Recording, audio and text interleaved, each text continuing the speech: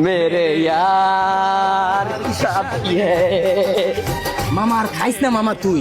এই বেটা তুই এনে বই রিসোস আজকে আমার বিয়া চলন রেডি গাড়ি রেডি সব রেডি আর তুই এনে বই রিসোস তোরে খুঁজতে আমি বাইরে গেছি আবার এনে বই মদ খাইতাছ বেটা তোরে কইছি এত মত খাইস না খারা।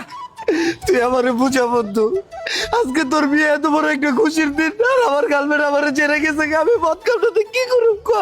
ওই বেটা গার্লফ্রেন্ড তুই গেছে এর লেগে কান্দন লাগে আবার মদ খাওয়ান লাগে আমারও তো কত মায়া ছেড়ে গেছে গা এই পর্যন্ত 440টা মায়া আমার ছেড়ে গেছে গা তো কি হয়েছে একটা নতুন কোচি মায়া ধরছি না সেই মায়াটার লগে বিয়াটা ঠিক হয়েছে কোচি একটা মায়া বুঝছিস না তোর ভাবিরা কোচি তুই চল বিয়াতে চল ব্রেকআপ হইছে এটা সবচেয়ে বড় কষ্ট না, বড় কষ্টটা হইলো আমার কালকে রাত্রে ওই আমার লগে আসিল, আজকে সকালে কই ব্রেকআপ বুঝলা।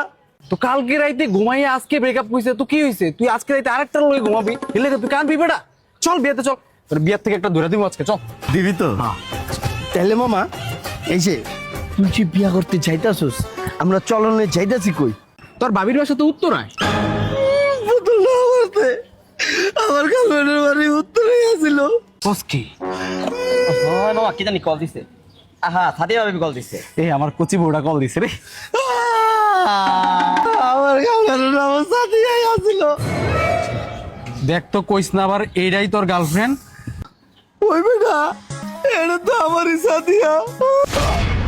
বাবা আর খাইস না যেমন বলে এখন সহজ করলে এটা না, আমি মদ খাবো না কি খাবো না।